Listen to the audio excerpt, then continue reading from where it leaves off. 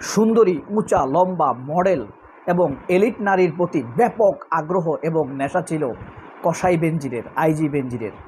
এইসব বেনজিরের বউ জানত। বেনজিরের বউ বেনজিরকে তখন কি প্রশ্ন করেছিল, কোন কোন মেয়ের প্রতি এই বেনজিরের ব্যাপক নেশা ছিল। তবে বেনজিরের টোটাল নেশা ছিল তিনটি জিনিসের প্রতি: টাকা, জমি, সুন্দরী নারী। এই জিনিসটি জানত পুলিশ পাড়ার কয়েকজন মানুষ। কোন কোন নারীর সাথে বেনজির এই নেশাগ্রস্ত হয়েছিলেন? প্রথমে বলতে হয় পরিমণির সাথে নেশাগ্রস্ত হয়েছেন, বিদ্যা সিনহা মিমের সাথে নেশাগ্রস্ত হয়েছেন, নায়িকা কেয়ার সাথে নেশাগ্রস্ত হয়েছেন তিনি।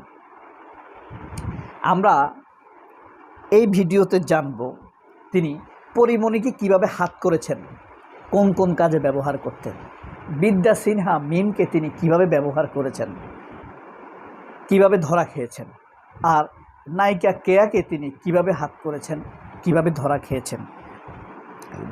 ব্যাপক একটি অনুসন্ধানী ইনফরমেশান আপনারা পাবেন। আশা করি পুরো ভিডিওতে সাথে থাকবেন এবং এসব দেখে বেনজিরের ওয়াইফের কি প্রশ্ন ছিল, কেন তিনি সব মেনে নিয়েছিলেন, এসব বিষয়ে আমরা আজকে কথা বলব। চলুন আমরা ব্যাপারটা জানি। পুলিশের ভেতরে ব্রোকার হিসেবে পরিচিত ডিএ তায়েব, চিনেন? ডিএ তায়েবকে নাটক করে। সে একসময় পুলিশ অফিসার ছিল, ক্যাডার না, কিন্তু পরবর্তীতে সে চাকরি ছেড়ে দিয়েছে। নাটকে অভিনয় করে আবার ডিএ তায়েব। এই নাটকের পরিচিত থাকার কারণে বেনজিরের সাথে ছিল তার সখ্যতা এবং এই লিঙ্ক ব্যবহার করেও বেনজির নানান সময়ে নানান সুন্দরী মেয়েদের প্রলুব্ধ করতে চেয়েছিলেন। তো ফ্রাঙ্কলি একদিন এই ডিএ তায়েব বৈঠকে এফডিসির সামনে চায়ের দোকানে বলে বসে যে পুলিশের আইজি বেনজির স্যারের তিনটি জিনিসের নেশা আছে: জমি, নারী, টাকা। তিনটেই আল্লাহ তাকে হাত ভরে দিয়েছে, কারণ তার ধ্বংস অনিবার্য। ক্ষমতা পেয়েছে, এই ক্ষমতা দিয়ে সে তিনটি জিনিসই হাত করেছে। ঢাকার এক সময় উঠতি খুব সুন্দরী জনপ্রিয় নায়িকা ছিলেন নায়িকা কেয়া। নিজের এই কেয়াকে বেনজির কবজায় নিয়ে আসেন। অশ্লীল সিনেমার পরিচালক আছে একজন, রাজু পরিচালক, সিনেমার পরিচালক রাজু, আপনি দেখবেন আওয়ামী লীগ করে। রাজুকে ব্যবহার করে তিনি বেনজিরের সাথে পরিচয় করেন নিজের এবং কেয়াকে পছন্দ করে ফেলেন বেনজির। বিলাসবহুল ফ্ল্যাটে তাকে রাখতে শুরু করেন। পরবর্তীতে কেয়া মাধ্যমে আমরা এবং অনেকেই জানতে পারে কেয়াকে তিনি অত্যাচার করেন, টর্চার করেন। কেয়া বিভিন্ন পরিচালকদের সাথে যোগাযোগ করতেন, তিনি অভিনয় করতে চান, এটা জেনে ফেলেন বেনজির রাজুর মাধ্যমে এবং কেয়ার উপরে আবার অত্যাচার করেন। এক পর্যায়ে কেয়ার প্রতি বেনজিরের মোহ কেটে যায়। তারপরে গুলশানের একটি ফ্ল্যাটে কেয়াকে নিয়ে কল গার্ল হিসাবে তকমা দিয়ে পুলিশ পাঠিয়ে তাকে ধরিয়ে দেওয়া হয়। কেয়ার সারা জীবনের স্বপ্ন নষ্ট করে দেওয়া হয়। কেয়ার গায়ে কল গার্লের তকমা লাগিয়ে দেওয়া হয়। কেয়ার স্বপ্ন শেষ হয়ে যায়। কেয়া এই পরিস্থিতি থেকে বের হতে চেয়েছেন, পারেন নাই, কারণ কেয়াদের অর্থনৈতিক অবস্থা ছিল খুবই দুর্বল। কেয়ার মা, কেয়ার বাবা প্রায় বলতে গেলে সব কিছুই কেয়ার উপরেই নির্ভরশীল। একদম বলা যায় মফস্বল থেকে উঠে আসা একটা সুন্দরী মেয়ে, ঢাকার শহরের কিছুই বুঝতেন না। সেই দুর্বলতা ব্যবহার করে পরিচালক রাজু এই বেনজিরের জীবনটিকে, কেয়ার জীবনটাকে শেষ করে দেয়। এই রাজু কেয়াকে টিস্যু পেপারের মতো ছুঁড়ে মারে। তারপরে তার নজর যায় বিদ্যা সিনহা মিমের উপরে। মিম তার ছবি, তার মা অত্যন্ত লোভী, মিমের মা। মিমরাও ধনী না, অত্যন্ত লোভী এবং তার টাকার মেশিন হিসাবে দেখত। বেনজিরকে নতুন ফ্ল্যাট, বিশাল আলিশান ফ্ল্যাট দেয় কল্যাণপুরে। কিন্তু বিদ্যা সিনহা মিম হিন্দু মেয়ে তো, চালাক, ঢাকার মেয়ে তো, কেয়া কিন্তু অসাধারণ নায়িকা হইতো যদি হইতো। বিদ্যা সিনহার মিম কেয়ার মধ্যে নায়িকা হবার সকার ম্যাটেরিয়াল ছিল।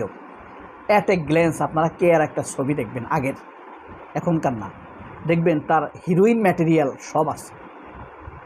অনেক সুন্দরী মানুষ কিন্তু হিরোইন ম্যাটেরিয়াল নাই। যেমন আপনার এটা চিন্তা বেশি এতেশাম, তিনি যাদেরকে আনছেন দেখেন, শাবানা, মৌসুমী, শাহানুর, শাবনুর, হিরোইন ম্যাটেরিয়াল, ঠিক আছে। ক্যামেরার মধ্যে অসাধারণ লাগে তাদেরকে। কেয়ার মধ্যে তা ছিল। বিদ্যা সিনহা মিমা বোগাস। তো বিদ্যা সিনহা মিমের প্রতি বেনজিরের দুর্বল হয়ে পড়েন। কিন্তু বিদ্যা সিনহা মিম চালাক যে বললাম, ওই তোফায়েল আহমেদের বাগিনা মনিরুজ্জামানের সাথেও সে ডবল গেম চালাইতে থাকে, ডবল প্রেম করে। একদিকে বেনজিরের সাথে, আরেকদিকে মনিরুজ্জামানের সাথে। একদিন বেনজির কোয়ালিটি টাইম পাস করে বিদ্যা সিনহা মিমের সাথে বের হচ্ছিল তার ফ্ল্যাট থেকে। এমন সময় মনিরুজ্জামান আসে। তখন বেনজিরের সাথে মনিরুজ্জামানের মুখোমুখি হয়। তখন বেনজির মনিরুজ্জামানকে কষায় চড় মারে। মনিরুজ্জামান ছিল আবার তোফায়েল আহমেদের বাগিনা, আওয়ামী লীগের দুর্দান্ত প্রতাপশালী। তোফায়েল বেনজিরকে ফোন দিয়ে শাসিয়ে দেয়। বেনজির কিন্তু ঘাপটি মেরে যায়। বেনজির আওয়ামী লীগের কাউকে ভয় পাইত না, এমনকি ওবায়দুল কাদেরকেও ভয় পাইত না।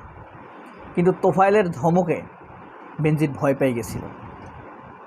এরপরে বেনজির ধীরে ধীরে সেখান থেকে বেরিয়ে আসে। কারণ বিদ্যা সিনহা মিম সেখান থেকে বেরিয়ে আসে। মিম কিন্তু অনেক চালাক। সে ধরেন রাজশাহীতে জন্ম নিলেও তার জীবন লেখাপড়া ছিল ভোলাতে।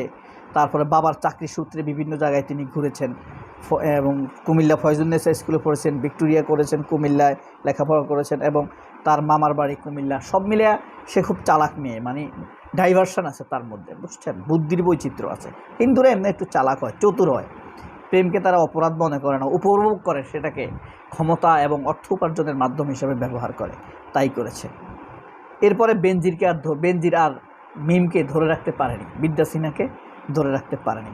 তবে বিদ্যা সিনহার অধপতনের জন্য বিদ্যা সিনহার মাই দায়ী। এরপরে পরিমণিকে নিয়েই তো মূলত পরিমণির প্রতি বেনজির আকৃষ্ট ছিল।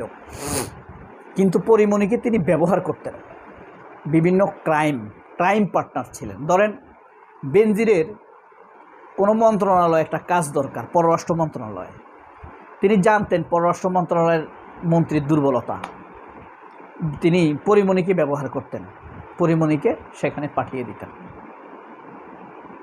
পরিমণি ম্যানেজ করে চলে আসতো, অথবা কোনো দুর্বলতা অথবা ভিডিও ক্যামেরা করে নিয়ে আসতো। এরপরে বেনজির সেটা দিয়ে ব্ল্যাকমেল করত। শেষ পর্যন্ত পরিমণির উপরে নজর পড়ে আপনার হারুনের। ততদিনে বেনজির বিদায় হবেন ভাব, শক্তি কমে আসছে তার। যখন জেনে গেছে সব পুলিশ অফিসার বেনজির বিদায় নিচ্ছে, তখন তো আর তার কথা আগের চাইতে কম শুনে। তখন হারুনের দাপট, হারুনের দিকে ঝুঁকতে থাকে সবাই। কারণ হারুন দীর্ঘদিন পুলিশে আরও থাকবেন, তার বয়স তখন 49-50। তখন হারুনকে নিয়ে নিতে চায়, ওই যে দস্যুদের মতো মেয়ে নিয়ে যুদ্ধ হইতো না, পরিমণিকে নিয়ে যেতে চায় হারুন। তখন ব্যবহার করা হয় কাকে? বোট ক্লাবের আপনার সভাপতি ছিল, বোট ক্লাবের সভাপতি না সহসভাপতি। বোট ক্লাব কিন্তু পুলিশের ক্লাব, বুঝছেন। বেনজির ছিল এটার গুরুত্বপূর্ণ লোক। তো ওখানেই গেমে হেরে যায় বেনজির, হারুন গেমে জিতে যায়। পরিমণিও কঠিন মাল, চালাক, কারণ জীবনে সে বিয়ের পর বিয়ে করেছে, মানুষের পালস বুঝে। তো পরিমণির কাছে দুর্বলতা থাকার কারণে বেনজির আর বাড়াবাড়ি করতে পারে নাই। এইসব নিয়ে বেনজিরের সাথে বেনজিরের স্ত্রীর প্রায় মনোমালিন্য হতো। বেনজিরের মেয়ে বেনজিরকে অভিশাপ দিয়েছে। কোনো কিছু দিয়ে সে তার মেয়েকে খুশি করতে পারে নাই। একটা ফ্ল্যাট দিছে শুধু রেস্ট নেওয়ার জন্য, অবকাশ যাপনের জন্য, 100 কোটি টাকার ফ্ল্যাট। তারপরেও অর্থ সম্পদ থাকলে পিতার অনৈতিকতা ছেলেমেয়েরা মেনে নেয়। বাংলাদেশের ছেলেমেয়েদের নৈতিকতা অত ভালো না যে বাবা অন্যায় করছে অন্যায়ের প্রতিবাদ করবে। স্ত্রীরাও তাই। স্বামী যত অন্যায় করুক, স্বামীর যদি টাকা থাকে তাহলে মেনে নেয়, চলে যায় না। এত শান শৌকত টাকা পয়সা ছেড়ে চলে যায় না। ওইটুকু লোভের ঊর্ধ্বে তারা উঠতে পারে না। তবে প্রশ্ন করতো, ইয়ার কি করে আজকার কাছে গেছো, পরিমণির কাছে, মিমের কাছে, আবার যোগাযোগ করতো, বেনজির কি এখানে আসছে, আজ তো বাসায় আসে নাই। বিদ্যা সিনহাকে মিমকে প্রশ্ন করতো বেনজিরের বউ। হ্যাঁ, এভাবেই বেনজিরের নারী ঘটিত কারণে পতন ঘটে। সবাই অনেক ভালো থাকবেন। আল্লাহ হাফেজ। জুলাইকে ভালোবাসুন, জুলাইকে দোয়া করবেন। বেনজিরের মতো সন্তান কারোর ঘরে জন্ম না নেই। খুনি, চোর, নিচু এমন কোনো খারাপ কাজ নাই যারা করে নাই। মায়ের বুক খালি করা থেকে শুরু করে। আল্লাহ হাফেজ। আসসালামু আলাইকুম।